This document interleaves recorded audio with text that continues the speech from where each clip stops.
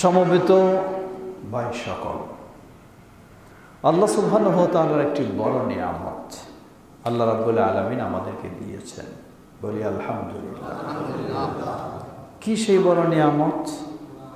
সেই বড় নিয়ামত হলো আল্লাহ রাব্বুল আলামিন আমাদেরকে ইসলামের অনুসারী হওয়ার তৌফিক দান করেছে। যদি ইসলামের অনুসারী না হতাম, জান্নাতেরও চিন্তা করার সুযোগ থাকতো না, জাহান্নাম থেকেও বাঁচার কোনো চিন্তা আসতো না। সবগুলির মূলে হলো ইসলাম।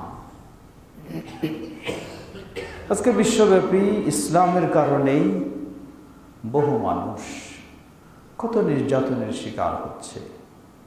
সেই নির্যাতিত মজলুম ফিলিস্তিনিরা, তারাও আমাদের ভাই, তারাও আমাদের মতোই, কিন্তু আজকে তারা নিজেদের বাড়ি থেকে বিতাড়িত শুধু নয়, তাদের ঘর বাড়ি ধ্বংস করে দিয়ে তাদেরকে হত্যা করা হচ্ছে।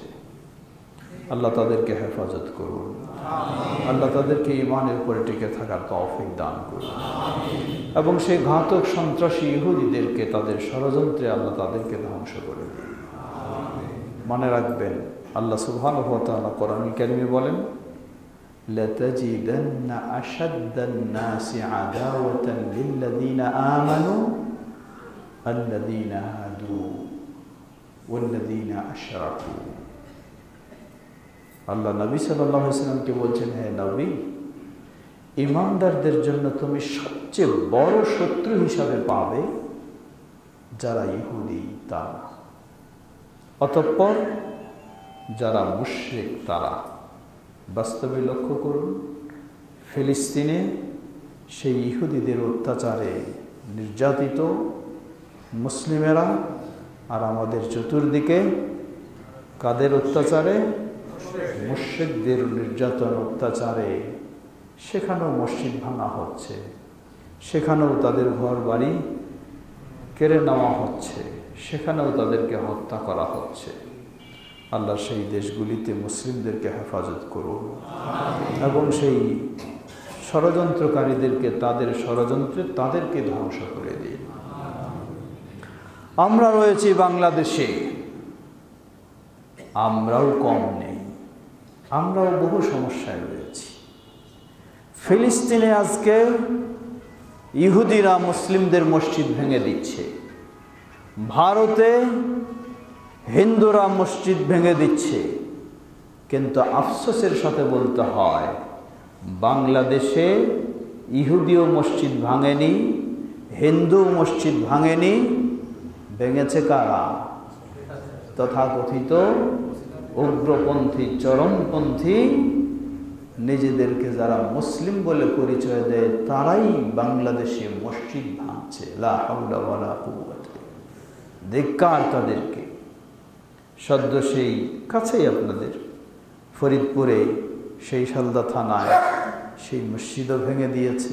আলহামদুলিল্লাহ, এখন আবার গড়ে উঠেছে, আবার কয়েক মসজিদে বাধা এসেছে। কুষ্টিয়াও একই, সেই মিরপুরে এবং আরেক জায়গায় এবং একাধিক জায়গায়। কারা এরা? এরা তো ইহুদি নাকি? এরা হিন্দু? এরা খ্রিস্টান? এরা বৌদ্ধ? না, এরাও দেখবেন যে আপনার চেয়ে আরও গলা ফাটিয়ে চিৎকার করে রাজপথে ফিলিস্তিনের পক্ষে, ইহুদিদের বিরুদ্ধে মিছিল করছে। এরাও সেই স্লোগান দিচ্ছে, আবার এরা মসজিদ আপনার ভেঙে দিচ্ছে। সেই ব্রাহ্মণবাড়িয়া, যেটি নিয়ে এখনো গ্যাঞ্জাম চলছে, সেই নারায়ণগঞ্জে, সেই ভোলায়, সেই সিলেটে, সেই হবিগঞ্জে, সেই কেরানীগঞ্জে, সেই জামালপুরে, বাইরে খোঁজ খবর নিন। কেন মসজিদের উপরে হামলা? ইহুদিদের হামলা কেন? মুশরিকদের হামলা কেন? জবাব, যে এরা আল্লাহর প্রতি ঈমানদার, এটাই হলো এদের অপরাধ। ভিতরে খোঁজ নিন, কেন এই মসজিদের উপরে হামলা? জবাব, এরা রাসূলের সুন্নাহ মেনে চলার চেষ্টা করে, এজন্যই এদের উপরে হামলা। লা হাওলা ওয়ালা কুওয়াতা ইল্লা বিল্লাহ। যদি এটাই হয়, রাসূলুল্লাহ সাল্লাল্লাহু আলাইহি ওয়াসাল্লামের সুন্নাহকে মেনে চলার চেষ্টা করা হয়, সেই আলোকেই সালাত আদায় করার চেষ্টা করা হয়, এ কারণেই যদি এদের উপরে হামলা করা হয়, এদের মসজিদ ভেঙে দেওয়া হয়, এদেরকে রক্তাক্ত করা হয়, তাহলে তারা কোনোদিন মুসলিম বলে পরিচয় দিতে পারে না, মুসলিম থাকতে পারে না। রাসূলের সুন্নাহর প্রতি যাদের এত বিদ্বেষ, রাসূলের সুন্নাহ যারা মেনে নিতে পারে না, তারা কিভাবে মুসলিম পরিচয় দিতে পারে? দুঃখজনক বিষয়। আবার দেখবেন রাজপথ তাই গরম করে ফেলছে, হ্যাঁ, তারাই গরম করে ফেলছে। কেন এইসব? কারণটা কি? সব কিছুর পিছনে কারণ হলো একটা, সঠিক ইসলাম না জানা। সঠিক ইসলাম না জানা, সঠিক ইসলাম না বোঝা। আজকে আমরা ইসলাম বলতে বুঝি বাপদারা যা মেনে চলে আসছে সেটাই ইসলাম। ইসলাম বলতে বুঝি আমার মাযহাবে যা আছে এটাই ইসলাম। ইসলাম বলতে বুঝি আমার পীর সাহেবের তরিকায় যা আছে এটাই ইসলাম। ইসলাম বলতে বুঝি আমার খতিব সাহেব যা বলবেন এটাই ইসলাম। ইসলাম সম্পর্কে এই বুঝটা থাকার কারণে সঠিক ইসলামকে ইসলাম বলে স্বীকৃতি দিচ্ছে না। আহলুল হাদিসেরা কি ভুল ইসলাম পালন করে? বরং চ্যালেঞ্জ করে বলতে পারি আমরা, পৃথিবীর বুকে সঠিক ইসলাম যারা পালন করে তারাই হচ্ছে আহলুল হাদিসেরা। বলুন আলহামদুলিল্লাহ। কেন? আহলুল হাদিসেরা বাপদাদার দোহাই দিয়ে ইসলাম মেনে চলে না। আহলুল হাদিসেরা বুজুর্গদের দোহাই দিয়ে ইসলাম মেনে চলে না। আহলুল হাদিসেরা কোন নির্দিষ্ট মাযহাব তরিকার আলোকে ইসলাম মেনে চলে না। আহলুল হাদিসেরা তাদের ইমাম খতিব কিছু বলেছে বলে এটাই ইসলাম মেনে চলে না। আহলুল হাদিস পৃথিবীর বুকে যেখানে রয়েছে সব জায়গায় একই কথা, একই বক্তব্য, একই দাবি, তা হলো আমাদের প্রিয় রাসূল মুহাম্মদ সাল্লাল্লাহু আলাইহি ওয়াসাল্লাম যা বলেছেন সেটাই ইসলাম। এটা হলো আহলুল হাদিসদের বৈশিষ্ট্য। এটাই যখন আহলুল হাদিসদের বৈশিষ্ট্য হবে, তাহলে কোনো সন্দেহ নাই আহলুল হাদিসেরাই নির্ভেজাল এবং সঠিক ইসলাম মেনে চলার চেষ্টা করে। বলুন আলহামদুলিল্লাহ। প্রিয় ভাইরা, সুতরাং আজকে সত্যি আপনারা সৌভাগ্যবান। আপনারা তো তারাই যারাই এভাবে ইসলাম মেনে চলার চেষ্টা করে। আবারও বলি আলহামদুলিল্লাহ, এটি আল্লাহর বড় নিয়ামত। আল্লাহ আমাদেরকে সে তৌফিক দিয়েছেন। যদি আল্লাহ তৌফিক না দিতেন, আমরাও হয়তো বাপদাদার নিয়মে ইসলাম মানতাম, আমরাও হয়তো পীর মাশায়েখের নিয়মে ইসলাম মানতাম। কিন্তু আল্লাহ আমাদেরকে সেই নিয়ামত দিয়েছেন, সেই হেদায়েত দিয়েছেন, তাই আমাদের পক্ষে সম্ভব হয়েছে সব বেড়াজালের বন্ধন ছিন্ন করে দিয়ে মুহাম্মদ সাল্লাল্লাহু আলাইহি ওয়াসাল্লাম যেই ইসলাম দিয়ে গেছেন, কিতাব এবং সুন্নাহর, কোরআন এবং সহিহ হাদিসের, সেই ইসলাম মানার আমরা সৌভাগ্য লাভ করেছি। আলহামদুলিল্লাহ।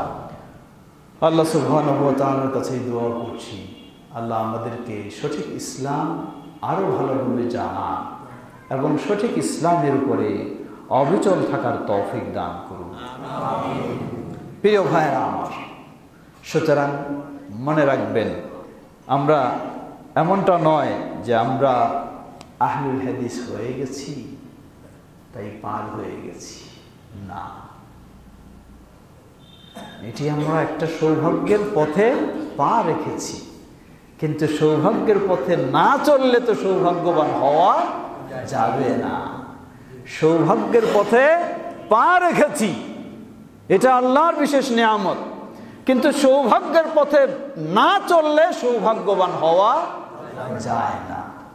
এই জন্য আমাদেরকে সঠিক আহলুল হাদিসের আকীদা, মানহাজ, আদর্শ, আমল কি তা আমাদেরকে আরো ভালোভাবে জানার চেষ্টা করতে হবে এবং মানার চেষ্টা করতে হবে এবং এই দাওয়াত সর্বত্র ছড়িয়ে দেওয়ার চেষ্টা করতে হবে।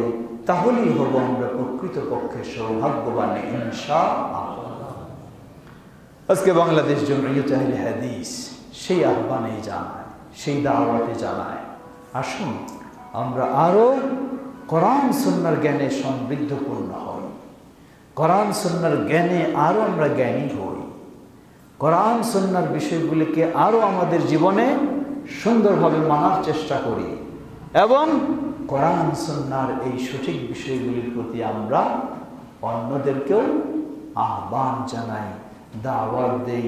তাহলেই নিজেরাও সফল হব, মুসলিম জাতীয় সফল হবে ইনশাআল্লাহ। আজকে লক্ষ্য করুন যে বিষয়টি খুতবার মাঝেও আমি দুপুরে জুমার সময় বলেছি। বর্তমান চোখের সামনে দেখছি, ঘরে বসেই দেখছি ফিলিস্তিনের কি করুণ দুর্দশা। কোনো মুসলিম এটা দেখে কখনো স্থির থাকতে পারে না। যদি তার ভিতরে ঈমান থাকে, যদি তার ভিতরে ইসলাম থাকে, কখনো এটিকে দেখে, এই পরিস্থিতি দেখে কখনো স্থির থাকতে পারে। কিন্তু করার কি আছে আপনার? করার তো কিছুই নেই। কিছু মানুষ বাংলাদেশের রাজপথে নেমে মনে করলো অনেক কিছু করে ফেললাম। আসলে কি কিছু করতে পেরেছি? কিছুই হয়। এই গোটা দেশব্যাপী প্রোগ্রাম করে যে টাকাগুলি খরচ হয়েছে, এই টাকাগুলিও যদি তাদের কাছে পাঠানো যাইত তাহলেও তারা একটু খাওয়া পেত। কিছুই তো হয় নাই। সুতরাং আবেগ নিয়ে কিছু করলে কাজ হবে না, করতে হবে বুঝে সুঝে। কেন এই সমস্যা? আমাদেরকে সেটি চিন্তা করা উচিত। আজকে ফিলিস্তিনে, কালকে বাংলাদেশে যদি এই আক্রমণ হয়, কে আপনার বাধা দিতে আসবে? আছে এমন কোন দেশ? ফিলিস্তিনে আক্রমণ হচ্ছে, গোটা অসংখ্য মুসলিম দেশ থাকা সত্ত্বেও শক্ত ভূমিকা কেউ রাখতে পারছে না। পৃথিবীর বুকে সবচেয়ে বেশি ভূমিকা রেখেছে সৌদি আরব। যত আর্থিকভাবে সহযোগিতা বলুন এবং বিভিন্ন সময়ে ফিলিস্তিনের সপক্ষে সবচেয়ে বেশি ভূমিকা রেখেছে, কিন্তু পূর্ণ ভূমিকা রাখতে পারে না। কেন পারে না? একাই কখনো সম্ভব নয়। আমি রাখতে চাই, আপনি অন্যদিকে তাল মিলান, তাহলে কেমনে আমি সফল হব? সবাই যখন কি হবে, ঐক্যবদ্ধ হয়ে রাখবে, তখনই সেটি সফল হবে। অমুসলিম দেশগুলি তো দূরের কথা, আরব দেশগুলোও কি নয়, ঐক্যবদ্ধ নয়। যার কারণে সেই আরব ভূমিতেই এই ফিলিস্তিনের করুণ পরিস্থিতি। এজন্য গোটা মুসলিম বিশ্বে আজকে প্রয়োজন মুসলিম বিশ্বের ঐক্যবদ্ধ হওয়া। এটি হলো সবচেয়ে বড় প্রয়োজন। কিন্তু কে ঐক্যের কথা বলে না? সবাই তো কি ঐক্যেরই দাওয়াত দেয়, ঠিক না? সবাই ঐক্যেরই তো দাওয়াত দেয়। কিন্তু আজও কেন ঐক্যের কোনো ঘ্রাণ আমরা পাচ্ছি না? আজও কেন ঐক্যের কোনো আলামত আমরা দেখছি না? জবাব না, ঐক্যের ঘ্রাণও পাবো না, ঐক্যের আলামতও দেখব না। কেন? কারণ আমাদের কথার সাথে আমাদের কাজের মিল নাই। আমাদের কথার সাথে কাজের মিল নাই। বলবেন কেমনে? আমি শাফি মাযহাবের মানুষ, ঐক্যের আহ্বান জানাই, কিন্তু আমি কি কোনোদিন শাফি মাযহাব থেকে বের হতে রাজি আছি? তা তো নাই। আমি হানাফি মাযহাবের মানুষ, ঐক্যের আহ্বান জানাই, কিন্তু আমি কি কোনোদিন হানাফি মাযহাব থেকে বের হতে রাজি আছি? তা তো না। আমি মালিকি মাযহাবের মানুষ, ঐক্যের আহ্বান জানাই, কিন্তু আমি কি কোনোদিন মালিকি মাযহাব থেকে বের হতে রাজি আছি? আমি অমুক পীর সাহেবের মুরিদ, ঐক্যের আহ্বান জানাই, তার তরিকা বাদ দিতে কি আমি রাজি আছি? কখনো নাই। তাহলে সবাই আপন আপন জায়গা থেকে ঐক্যের ডাক দিলে কিয়ামত পর্যন্ত ঐক্য সম্ভব নয়, কোনোদিন সম্ভব হবে না। এই ঐক্যের ডাক, এটি একটি মানুষকে দেখানোর ঐক্যের ডাক ছাড়া কিছুই নয়। বলবেন তাহলে কিভাবে ঐক্যের ডাক হতে পারে? ঐক্যের ডাক হবে তখন আল্লাহ সুবহানাহু ওয়া তাআলা ঐক্যের পদ্ধতি দিয়েছে, সেই পদ্ধতি মেনে নিব যখন। রাসূলুল্লাহ সাল্লাল্লাহু আলাইহি ওয়াসাল্লাম ঐক্যবদ্ধ করেছিলেন মুসলিম উম্মাহকে, সেই পন্থা মেনে নিব যখন ঐক্যবদ্ধ হওয়া সম্ভব হবে, তখন এর আগে কখনো হতে পারে না। রাসূলুল্লাহ সাল্লাল্লাহু আলাইহি ওয়াসাল্লামের সময় মুসলিমেরা তো বহু মাযহাবে বিভক্ত ছিল, তাই না? হ্যাঁ, বহু তরিকায় তো বিভক্ত ছিল। হ্যাঁ, খোলাফায়ে রাশিদিনের যুগে তো বহু মাযহাবে বিভক্ত ছিল, তরিকায় বিভক্ত ছিল। পশ্চিমকালেও আমাকে ফিরে যেতে হবে সেই ধারায়, ফিরে যেতে হবে সেই নিয়মে, তাহলেই ঐক্যবদ্ধ হওয়া সম্ভব হবে। কিভাবে সেটা? আজকে বিশ্বব্যাপী আহলুল হাদিসেরা, বাংলাদেশের আহলুল হাদিস বলুন, পাকিস্তানের আহলুল হাদিস বলুন, আমেরিকার আহলুল হাদিস বলুন, ইউরোপের আহলুল হাদিস বলুন, কোন আহলুল হাদিসের মাঝে কোন মাযহাবী পার্থক্য পাওয়া যাবে না। কোন মাযহাবী পার্থক্য নেই। কোন তরিকার পার্থক্য আছে? তাও নেই। সর্বত্র আহলুল হাদিসদের একটি কথা, ওই 1400 বছর পূর্বে নবী সাল্লাল্লাহু আলাইহি ওয়াসাল্লাম বলেছেন, তারাকতু ফীকুম আমরাইন লাম তাদিল্লু মা তামাসসাকতুম বিহিমা কিতাবুল্লাহি ওয়া সুন্নতি। জেনে রাখো, তোমাদের মাঝে রেখে গেলাম মাত্র দুটি জিনিস, যতক্ষণ পর্যন্ত তোমরা এই দুটিকে আঁকড়ে ধরবে কখনো তোমরা পথভ্রষ্ট হবে না। একটি হলো আল্লাহর কিতাব, আরেকটি হলো মুহাম্মদ সাল্লাল্লাহু আলাইহি ওয়াসাল্লামের হাদিস বা সুন্নাহ। এই দুটোর নামই হলো ইসলাম। আজকে এই দুটোকে বাদ দিয়ে আমি একটা মাযহাব তৈরি করে নিয়েছি, এটার নাম দিয়েছি ইসলাম। এই দুটোকে বাদ দিয়ে আমি একটা তরিকা তৈরি করেছি, এটার নাম দিয়েছি ইসলাম। এই দুটোকে বাদ দিয়ে আমি একজন পীরের মুরিদ হয়ে গেছি, এটার নাম দিয়েছি ইসলাম। এই দুটোকে বাদ দিয়ে বুজুর্গদের কথার পথে চলতে চাচ্ছি, এটার নাম দিয়েছি ইসলাম। এই দুটোকে বাদ দিয়ে বাপদাদা কিভাবে চলেছেন সেভাবে চলতে চাচ্ছি, এটার নাম হলো ইসলাম। এই দুটোকে বাদ দিয়ে সমাজে কি রসম রেওয়াজ আছে সেই অনুযায়ী চলতে চাচ্ছি, এটার নাম দিয়েছি ইসলাম। কিয়ামত পর্যন্ত এইভাবে ইসলাম মানলে মুসলিমদের মাঝে ঐক্য হওয়া সম্ভব নয়। সব মুসলিমেরা যখন ওই দুটোর দিকেই ফিরে আসবে, হানাফি মাযহাবের মুসলিম বলবে ইসলাম মানেই কোরআন এবং সহিহ হাদিস, মালিকি মাযহাবের মুসলিম বলবে ইসলাম মানেই কোরআন এবং সহিহ হাদিস, হাম্বলি মাযহাবের মুসলিম বলবে ইসলাম মানেই হলো কোরআন সহিহ হাদিস, শাফি মাযহাবের মুসলিম বলবে ইসলাম মানেই হলো কোরআন সহিহ হাদিস, নকশবন্দির মুসলিম বলবে ইসলাম মানেই হলো কোরআন সহিহ হাদিস, কাদেরি মুজাদ্দিদি তাদের মুসলিম বলবে ইসলাম মানেই হলো কোরআন এবং সহিহ হাদিস, ইউরোপের মুসলিম বলবে ইসলাম মানেই হলো কোরআন এবং সহিহ হাদিস, আমেরিকার মুসলিম বলবে ইসলাম মানেই হলো কোরআন এবং সহিহ হাদিস, আফ্রিকার মুসলিম বলবে ইসলাম মানেই হলো কোরআন এবং সহিহ হাদিস, এশিয়ার মুসলিম বলবে ইসলাম মানেই হলো কোরআন এবং সহিহ হাদিস। অটোমেটিক ভাবে মুসলিম, গোটা বিশ্বের মুসলিমের মাঝে কি হয়ে যাবে? ঐক্য তৈরি হয়ে যাবে। বলুন আলহামদুলিল্লাহ। অটোমেটিক ভাবে তৈরি হয়ে যাবে, কাউকে ঐক্যের ডাক দিতে হবে না, কাউকে ঐক্যের ডাক দিতে হবে না, অটোমেটিক ভাবে ঐক্য তৈরি হয়ে যাবে। কিন্তু আজকে আপনি মুসলিমের পরিচয় দেন, আমি মুসলিমের পরিচয় দেই, আমি যেই কোরআন মানি আপনি বলেন এই কোরআন পরিপূর্ণ না, তাহলে কিভাবে মিল হবে? আপনার সাথে আমি কোন সূত্রে ঐক্যবদ্ধ হব? আমি কি এই বিশ্বাসে ফিরে যাব যে কোরআন পরিপূর্ণ নয় আপনার সাথে ঐক্য হওয়ার জন্য? তা কি কোনোদিন সম্ভব? কোনোদিন সম্ভব নয়। কিভাবে আপনার সাথে আমি ঐক্যবদ্ধ হব? আমি বলি নবী মুহাম্মদ সাল্লাল্লাহু আলাইহি ওয়াসাল্লামের পরেই সবচেয়ে যিনি বড় ঈমানদার ব্যক্তি তিনি হলেন ইসলামের প্রথম খলিফা আবু বকর as-সিদ্দিক রাদিয়াল্লাহু আনহু। আর আপনি বলেন আবু বকর তিনি খলিফা তো দূরের কথা, তিনি মুসলিমই না। কিসের ভিত্তিতে আপনার সাথে ঐক্য আমার হতে পারে? কিসের ভিত্তিতে আপনার সাথে আমার ঐক্য হবে? কোনদিন কিয়ামত পর্যন্ত ঐক্য হতে পারে না। যতই ঐক্যের ঢোল বাজাই, কিয়ামত পর্যন্ত হবে না। আপনার সেটা তো আমি মেনে নিতে পারি না। আমি বিশ্বাস করি গোটা মুসলিম নারীদের মাঝে শ্রেষ্ঠ মর্যাদা সম্পন্ন নারী হলেন উম্মুল মুমিনিন আয়েশা রাদিয়াল্লাহু আনহা।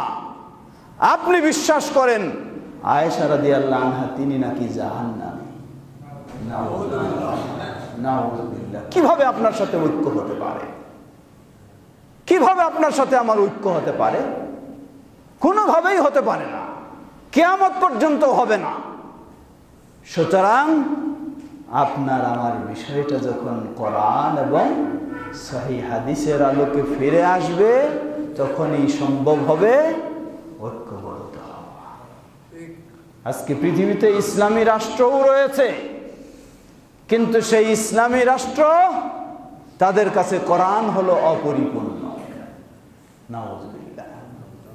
তাদের কাছে খোলাফায়ে রাশিদিন আবু বকর, ওমর, উসমান রাদিয়াল্লাহু আনহু খলিফা তো দূরের কথা, তাদেরকে তারা মুসলিম বলেও বিশ্বাস করে না, মুরতাদ বলে বিশ্বাস করে। নাউযুবিল্লাহ। সেই চরমপন্থী রাফেজি শিয়াদের কাছে উম্মুল মুমিনিন আয়েশা রাদিয়াল্লাহু আনহাকে যারা কেক কেটে আনন্দ উদযাপন করে যে আয়েশা রাদিয়াল্লাহু আনহা হলেন ব্যভিচারিণী, জাহান্নামী, নাউযুবিল্লাহ, সেই ইসলামী রাষ্ট্র দিয়ে কি করবেন আপনি? তার সাথে আপনার কিভাবে ঐক্য হতে পারে? এজন্যই আহলুল হাদিস তাদের দাওয়াত হলো, তাদের আকীদা বিশ্বাস হলো ইসলাম মানে কোনো মাযহাব নয়, কোনো তরিকা নয়, কোনো ব্যক্তি পূজা নয়, কোনো কারো অন্ধ অনুসরণ নয়। ইসলাম মানেই হলো কোরআন এবং সহিহ হাদিসের অনুসরণ করা। ইসলাম মানেই হলো কোরআন এবং সহিহ হাদিস অনুসরণ করা।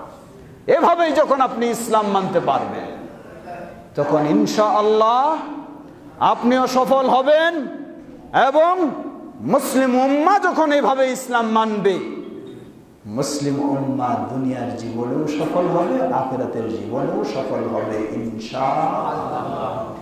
আহলুল হাদিসের আকীদা হলো এই আকীদা। বলুন আলহামদুলিল্লাহ। আহলুল হাদিসের আহ্বান হলো এই আহ্বান, আহলুল হাদিসের দাওয়াত হলো এই দাওয়াত। সুতরাং একটু ভেবে দেখার চিন্তা করুন। আপনি মনে করবেন না খালি যে আপনি আওয়াজের সাথে আমিন বলে আরেকজন আওয়াজের সাথে আমিন বলে না, এটাই হলো আহলে হাদিসের পার্থক্য। না, এটা কিছুই না, এটা কিছুই না, এটা কোনো পার্থক্য না। আসল পার্থক্য ওই জায়গায় আপনি ইসলাম মানে কোরআন এবং সহিহ হাদিস মানতে চান, আর সে বলে কি মানতে চাই না। আসল পার্থক্য ওই জায়গায়। আরো পার্থক্য গভীরে যান। ইমানের রোকন কয়টি? ইমানের স্তম্ভ, মূল স্তম্ভ কয়টি বলেন? একটু জিজ্ঞাসা করি, মনে কিছু নেবেন না, এটা জানার জন্য তো বলতেই হবে। কেমনে পাশ করবো আল্লাহর কাছে যদি কোনো উত্তর দিতে না পারি? ইমানের মূল স্তম্ভ কয়টি? 6টি। আমানতু বিল্লাহ ওয়া মালাইকাতু ওয়া কুতুবি ওয়া রুসুলি ওয়াল ইয়াউমিল আখির ওয়াল কদরি মা খাইরিহি ওয়া শাররিহি। 6টার মধ্যে প্রথমটাই হলো আমানতু বিল্লাহ। আপনার আল্লাহ হলেন আরশের উপরে, আর আরেকজনের আল্লাহ হলেন কলবের ভিতরে। কেমনে ঐক্য হবে? আপনি কি মেনে নেবেন কলবের ভিতরের আল্লাহকে? তাহলে ঐক্য কেমনে হবে? কিভাবে ঐক্য হবে? আপনার আল্লাহকে আপনি এত সম্মান দিলেন, তিনি যেমন আল্লাহু আকবার তেমনি তিনি সর্ব ঊর্ধ্বে রয়েছেন। সুবহানাল্লাহ। যেমনি আল্লাহু আকবার তেমনি সর্ব ঊর্ধ্বে রয়েছেন। সেখান থেকে তিনি সবকিছু দেখেন, সেখান থেকে তিনি সবকিছু শোনেন, সেখান থেকে তিনি সবকিছু জানেন, সেখান থেকে তিনি সবকিছু ক্ষমতা রাখেন। এ হলো আপনার আল্লাহ। আরেকজন বিশ্বাস করে তার আল্লাহ কলবের ভিতরে ঢুকে গেছে, তার আল্লাহ টয়লেট বাথরুমেও আছে। নাউযুবিল্লাহ। কিভাবে ঐক্য হবে? কারণটা কি? খালি আমিনের পার্থক্য নয়, কত বড় পার্থক্য চলে যাবে, কত বড় পার্থক্য। এই আল্লাহর বিষয়। আরেকজন বলে, আপনি কোন রাসূলের বিশ্বাসী? আপনার রাসূল কে আর তার রাসূল কি? তার বিশ্বাস উপরে থাকলে আলাদা আর নিচে হলে একই, মানে আল্লাহ আর রাসূলের মাঝে কোনো পার্থক্য নাই। ঈমান ঠিক না থাকলে সব জীবনের আমলের কোনো কাজ হবে না, কোনো কাজে আসবে না। আসল পার্থক্য ওই জায়গায়। প্রিয় ভাইরা, সুতরাং আহলুল হাদিস হিসাবে আমাদেরকে মনে রাখতে হবে, আল্লাহ সুবহানাহু ওয়া তাআলা আমাদেরকে যেমন মর্যাদাশীল করেছেন, তেমন আমাদের দায়িত্ব আহলুল হাদিসের বিষয়টাকে আরো ভালোভাবে পড়ালেখা করা, আরো ভালোভাবে জানা। পড়ালেখা ছাড়াই মুরিদ হওয়া যায়, কিন্তু পড়ালেখা ছাড়া ভালো আহলুল হাদিস হওয়া যায় না। ভালো আহলুল হাদিস হতে হলে তাকে কি করতে হবে? কিছু না কিছু শিখতে হবেই, কিছু না কিছু শিখতে হবে। আর শিখাটা বড় মর্যাদার বিষয়, বড় মর্যাদার বিষয়। আল্লাহ রাসূল সাল্লাল্লাহু আলাইহি ওয়াসাল্লাম বলেন, মান ইউরিদিল্লাহু বিহি খায়রা ইউফাক্কিহুহু ফিদ্দীন। আল্লাহ যেই বান্দার কল্যাণ ইচ্ছা করেন, আল্লাহ তাকে দ্বীনের ব্যাপারে গভীর জ্ঞান দান করেন। সুবহানাল্লাহ। দ্বীনের ব্যাপারে গভীর জ্ঞান, এটা কি শুধু টাইটেল পাস করলেই হবে বা দাওরা হাদিস পাস করলেই হবে? অনেকজন দাওরা হাদিস পাস করেনি, মাদ্রাসার বারান্দায় কোনোদিন পাও রাখেনি, তারপরেও সে টাইটেল পাসের চেয়ে আরো বেশি ইসলামের জ্ঞান অর্জন করতে পারে। অসম্ভব নয়। দ্বীনের জ্ঞান অর্জন করা মানেই খালি সার্টিফিকেট অর্জন করা নয়। সাহাবায়ে কেরাম সবাই তো টাইটেল পাস ছিলেন, হ্যাঁ? সবাই তো মাস্টার্স পাস ছিলেন নাকি? হ্যাঁ, কেউ ছিলেন না, কিন্তু তারাই ছিলেন পৃথিবীর সেরা জ্ঞানী। এই উম্মার মাঝে রাসূলুল্লাহ সাল্লাল্লাহু আলাইহি ওয়াসাল্লামের পরে ইসলাম সম্পর্কে সবচেয়ে কারা বেশি জ্ঞানী? সাহাবায়ে কেরাম, তারাই, কেউ তো ছিলেন না। সুতরাং এর অর্থ এই নয় আমি আবার মাদ্রাসায় পড়া বা ইত্যাদি জ্ঞান অর্জনকে আমি খারাপ জানছি বা ছোট করে দেখছি, তা না।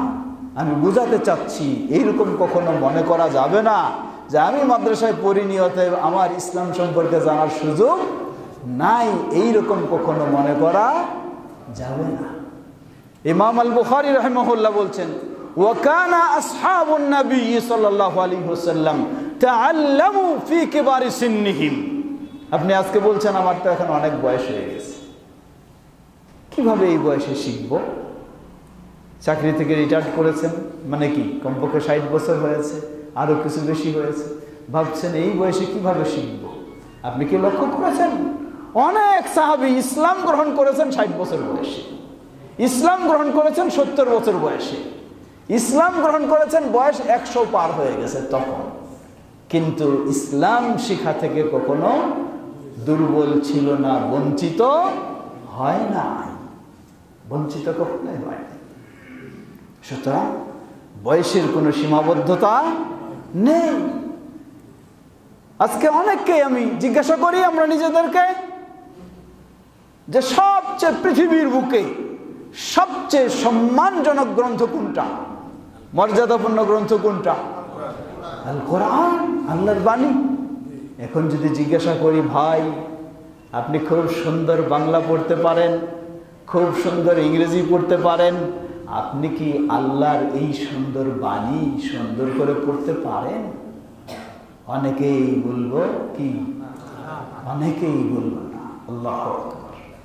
তাহলে দেখুন, আপনি বিশ্বাস করতেছেন পৃথিবীর বুকে সবচেয়ে মূল্যবান গ্রন্থ, সবচেয়ে মর্যাদাপূর্ণ গ্রন্থ এই আল্লাহর বাণী, কিন্তু আজও পর্যন্ত আপনি অনেক কিছু শিখলেন, অনেক কিছু পড়তে জানলেন, অনেক ভাষা আপনি বুঝলেন, কিন্তু আল্লাহর কোরআন পর্যন্ত তেলাওয়াত পর্যন্ত আপনি জানলেন না। কত দুর্বল হয়ে পড়ে আছি তাহলে? কেন হবে আমার এই অবস্থা? আমি কি একটু চেষ্টা করেছি? নিশ্চয়ই করিনি। যদি করতাম তাহলে আমার মতো মানুষ কোরআন পড়ার ক্ষেত্রে জবাব দিবে পড়তে পারি না, এই না আমার মুখ থেকে বের হতো না, ঠিক না? যদি চেষ্টা করতাম। অনেক সময় আমরা মনে করি যে আমি তো পড়তে গেলে আগাতে পারি না, কিন্তু আপনার জন্য যে বড় সুসংবাদ, সহিহুল বুখারীর হাদিস, আল্লাহ রাসূল সাল্লাল্লাহু আলাইহি ওয়াসাল্লাম বলছেন, আল মাহিরু ফিল কোরআন মাআল কিরামিল বারারা, যে কোরআনে দক্ষ, বিজ্ঞ, সুন্দর পড়তে পারে, সে হলো স্থান হলো আল্লাহর সম্মানিত মর্যাদাশীল ফেরেশতাদের সাথে। সুবহানাল্লাহ। আর যে ব্যক্তি কোরআন তেলাওয়াত খুলেছে, কোরআন তেলাওয়াত করার চেষ্টা করছে, একটা শব্দ পড়তে গিয়েই থেমে যাচ্ছে, পারছে না, উচ্চারণ হচ্ছে না, বুঝতেও পারছে না, আল্লাহ রাসূল সাল্লাল্লাহু আলাইহি ওয়াসাল্লাম বলছেন, সে পড়তে শুরু করেছে, থেমে যাচ্ছে, আবার চেষ্টা করছে, থেমে যাচ্ছে, আবার চেষ্টা করছে, ফালাহু আজরান, আল্লাহ তাকে দ্বিগুণ সওয়াব দান করবে, দ্বিগুণ সওয়াব দান করবে। কেন দ্বিগুণ?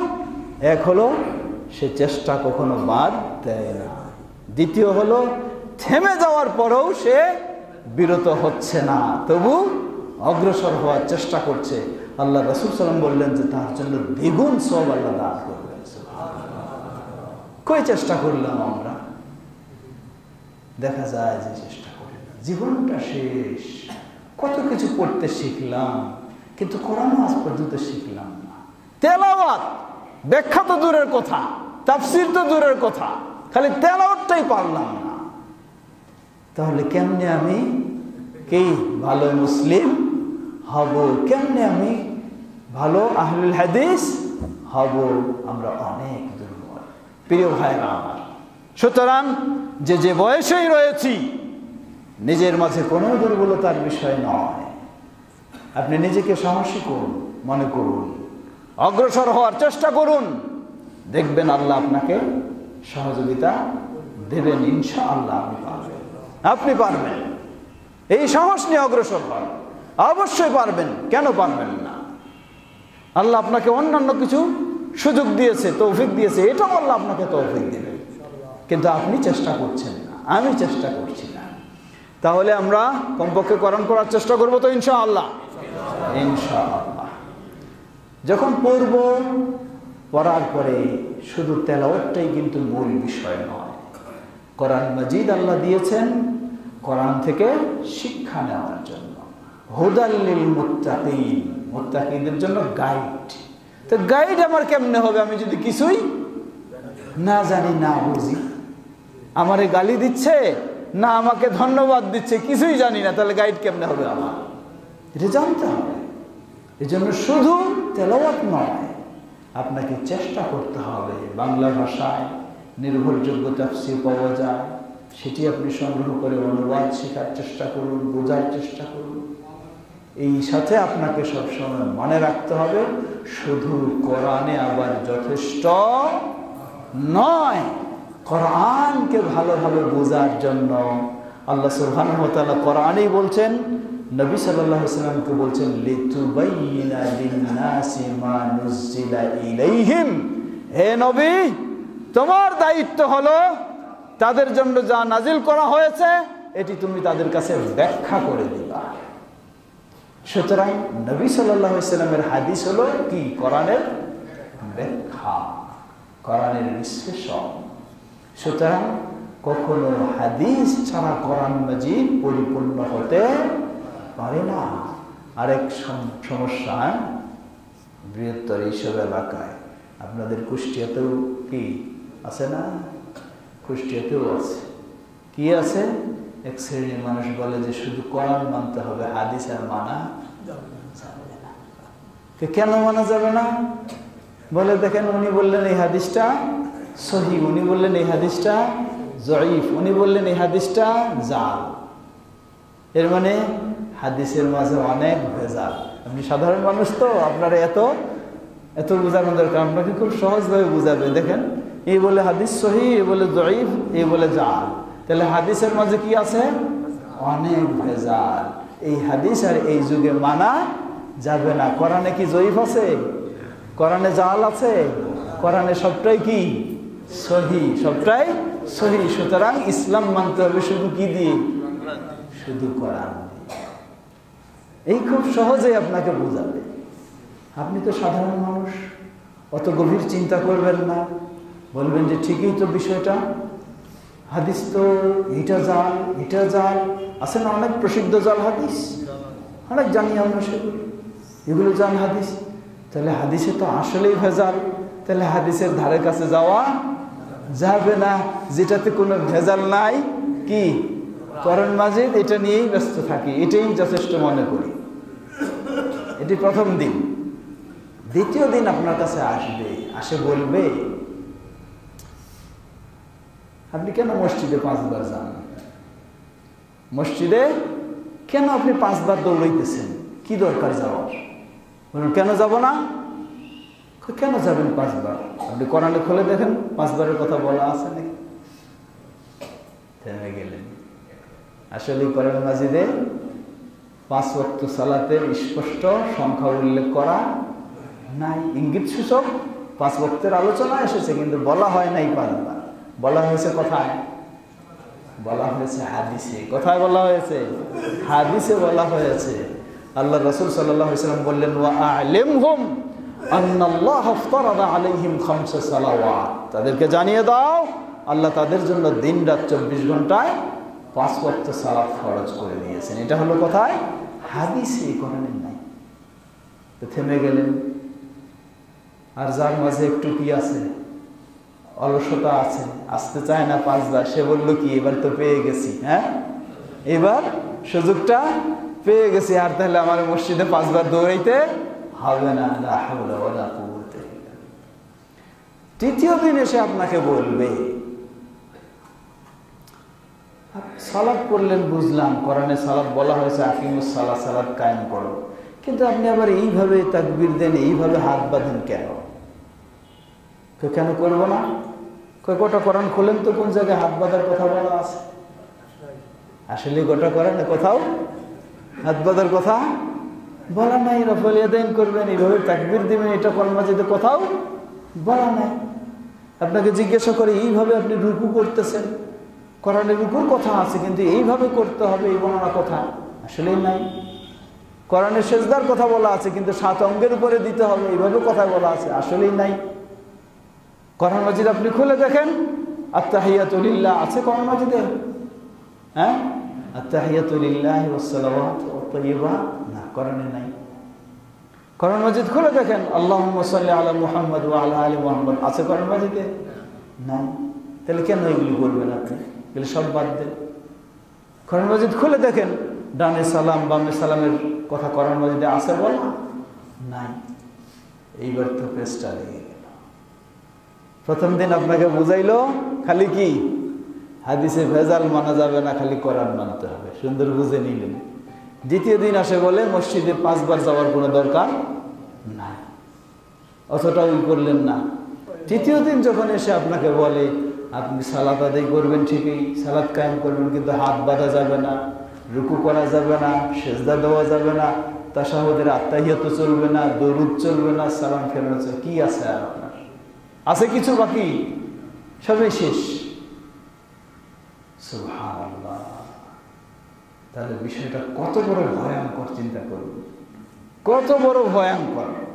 ছোট্ট একটি কথা যে শুধু কোরআন মানতে হবে, হাদিস মানা যাবে না, এই কথাটি যদি আপনি মেনে নেন, তাহলে পরের দিন থেকে আস্তে আস্তে আপনার সালাত বলতে কিছুই থাকবে না, যাকাত বলতে কিছুই থাকবে না, সিয়াম বলতে নাই, হজ বলতে নাই। ইসলামের এমন কি যেই কালিমা দিয়ে আপনি ইসলামে প্রবেশ করেছেন, এই কালিমাও আপনার থাকবে না। তাহলে কি মুসলিম থাকবেন? থাকা যাবে মুসলিম? কখন থাকবে? সুতরাং ভয়ঙ্কর বিষয়। যারা ইদানিং শুরু করেছে, শুধু কোরআন মানতে হবে, হাদিস মানা যাবে না, এর মানে এই যুক্তি দিয়ে, এই কোরআনের দোহাই দিয়ে তারা আপনাকে কোরআন থেকেই বের করে নিতে চায়। কোরআনের দোহাই দিয়ে তারা আপনাকে ইসলাম থেকে বের করে নিতে চায়। সুতরাং ইসলাম মানে কোরআন এবং সহিহ হাদিস। কি ইসলাম মানে? কোরআন এবং সহিহ হাদিস। কারণ কোরআনেই বলে দিচ্ছে আমাকে হাদিস মানতে হবে। অসংখ্য আয়াত আল্লাহ সুবহানাহু ওয়া তাআলা বলেন, ওয়ামা আতাকুমুর রাসূলু ফাখুযুহু ওয়ামা নাহাকুম আনহু ফান্তাহু। রাসূল তোমাদেরকে যা দিয়েছেন তা গ্রহণ করো। রাসূল সাল্লাল্লাহু আলাইহি ওয়াসাল্লাম কি শুধু কোরআন দিয়েছেন না আরো কিছু দিয়েছেন? হাদিসও দিয়েছেন। তাই কোরআনই বলে দিচ্ছে হাদিস গ্রহণ করতে হবে। কিসের নির্দেশে? কোরআনেরই নির্দেশে। কেউ যদি বলে আমি শুধু কোরআন মানবো, হাদিস মানবো না, আসলেই সে কোরআনও মানে না। কোরআন মানলে বাধ্য তাকে হাদিস মানতেই হবে, মানতেই হবে। কোরআন মানলে বাধ্য সে মানতে হবে। সুতরাং প্রিয় ভাইরা আমার, মনে রাখবেন, বাংলার বুকে শুধু নয়, গোটা বিশ্বের বুকে যারা সঠিকভাবে ইসলাম মেনে চলে এবং হাদিসের সবচেয়ে যারা, কোরআনের পরে সবচেয়ে বেশি যারা গুরুত্ব দেয়, তারাই হচ্ছে কারা? আহলুল হাদিসেরা। অন্য ব্যক্তির এত মাথা ব্যথা নেই, কারণ সে তো হাদিস খুঁজে না, খুঁজে কি? মাযহাবের কি ফতোয়া আছে। সে তো হাদিস খুঁজে না, খুঁজে কি? পীর সাহেব কি বলেছে। সে তো হাদিস খুঁজে না, খুঁজে কি? বাপদাদা কেমনে চলেছেন। সে তো হাদিস খুঁজে না, খুঁজে কি? সমাজে কি চালু আছে। শুধুমাত্র আহলুল হাদিসেরাই খুঁজে আল্লাহর রাসূলের হাদিসে কি আছে। এই জন্য এই ভয়ঙ্কর ষড়যন্ত্র আহলুল হাদিস সমাজে বেশি তাদের এই বিভ্রান্তি ছড়ানোর চেষ্টা করছে। যুবকদেরকে, শুধু যুবক নয়, মেয়েদের মাঝেও তারা এই বিভ্রান্তি কাজ করে যাচ্ছে। শুধু মেয়েদের মাঝেও নয়, সমাজে বাছাই করা উঁচু পর্যায়ের সামরিক অফিসার বা সচিব লেভেলের অফিসার, তাদের মাঝেও যারা এত গভীর ইসলাম সম্পর্কে জানে না এবং কি ইমাম সাহেবের কাছে গিয়ে অত জিজ্ঞাসাও করবে না, এদের মাঝেও কৌশলে এই সন্দেহের বীজ বপন করে এভাবে সমাজের মাঝে মানুষকে ইসলাম থেকে বিমুখ করার চেষ্টা করছে। সুতরাং আহলুল হাদিসদের আকীদা হলো আমাকে ইসলাম মেনে চলতে হবে কয়টা জিনিসের মাধ্যমে? দুটি। এক হলো কোরআন কারীম, আরেকটি হলো কি? রাসূলুল্লাহ সাল্লাল্লাহু আলাইহি ওয়াসাল্লামের সহিহ হাদিস। তবে তৃতীয় আরেকটি বিষয়, সেটি হলো কোরআন এবং সহিহ হাদিসকে আমাকে বুঝতে হবে সাহাবায়ে কেরাম যেভাবে বুঝেছেন। আমি যতই পণ্ডিত হই, আমার বুঝ সঠিক নয়। বুঝটা হলো তার বুঝ সঠিক যার চোখের সামনে কোরআন নাজিল হয়েছে, যাকে কেন্দ্র করে রাসূল সাল্লাল্লাহু আলাইহি ওয়াসাল্লামের হাদিস এসেছে। তারা কারা? তারা হলেন সাহাবায়ে কেরাম। এজন্য আল্লাহ রাসূল সাল্লাল্লাহু আলাইহি ওয়াসাল্লাম বললেন, জেনে রাখো আমার উম্মত ৭৩ দলে বিভক্ত হবে। সবটি জান্নাতে যাবে নাকি? হ্যাঁ, সবটি জাহান্নামে যাবে, একটি ব্যতীত। সাহাবায়ে কেরাম জিজ্ঞাসা করলেন, তারা কারা? বললেন, হিয়া মা আনা আলাইহি ওয়া আসহাবি, আমি এবং আমার সাহাবায়ে কেরাম যেই আকীদা, আদর্শ এবং স্বভাব চরিত্রের উপরে রয়েছে, এই আকীদা, আদর্শ, স্বভাব চরিত্রের উপরে যারা থাকবে তারাই হলো মুক্তিপ্রাপ্ত, তারাই হলো জান্নাতি। বলুন সুবহানাল্লাহ। খালি রাসূল সাল্লাল্লাহু আলাইহি ওয়াসাল্লাম বললে হবে নাকি? কি বলছেন? আনা ও আসহাবি, আমি এবং আমার সাহাবায়ে কেরাম। সুতরাং রাসূল সাল্লাল্লাহু আলাইহি ওয়াসাল্লামের সাহাবায়ে কেরাম কোরআন ও হাদিস যেভাবে বুঝেছেন, এই বুঝটাই হলো সঠিক বুঝ। সেই বুঝের আলোকে আমাদেরকে বুঝতে হবে। আল্লাহ আমাদের সকলকে সে তৌফিক দান করুন। যেহেতু 8:15 আজান হবে, বেশি সময় নেই, কিছু সময় আমরা এখন দেব কিছু জিজ্ঞাসা। এই আলোচনার মাঝে আপনাদের কোনো প্রশ্ন আছে কি না 1 মিনিট বলে তারপর প্রশ্ন উত্তরে আমরা যাব। প্রিয় ভাইরা আমার, গোটা বাংলাদেশে আপনারা জানেন সেই 1946 সাল থেকে আল্লামা আব্দুল্লাহিল কাফি আল কোরাইশি রাহিমাহুল্লাহ, আমি শুনেছি তিনি আপনাদের এই কুমারখালীতেও আল্লামা আব্দুল্লাহিল কাফি আল কোরাইশি রাহিমাহুল্লাহ এসেছেন। সুতরাং সেই ইতিহাস ভুলে গেলে চলবে না। প্রায় সেই 70-75 বছর আগে তিনি এই কুমারখালীতেও এসে সেই তাওহীদ ও সুন্নাহর দাওয়াতকে ছড়িয়ে গেছেন, সেই দাওয়াতকে জাগরণ করে গেছেন। তিনি আমাদের জন্য প্ল্যাটফর্ম রেখে গেছেন। আল্লাহ তাকে জান্নাতুল ফেরদৌস নসিব করুন। সেই প্ল্যাটফর্ম হলো বাংলাদেশ জমিয়তে আহলে হাদিস। তাই প্রথম কথা হলো আমরা অবশ্যই আহলুল হাদিস হব। দ্বিতীয় কথা হলো সকল আহলুল হাদিস কি হব? ঐক্যবদ্ধ হয়ে আমরা কাজ করার চেষ্টা করব। তাহলে আমাদের দাওয়াতি কাজটাকে আরো দ্রুত ছড়িয়ে দিতে পারবো ইনশাআল্লাহ। সেই ঐক্যবদ্ধভাবেই যেন আমরা থাকতে পারি, আল্লাহ আমাদের সকলকে সে তৌফিক দান করুন।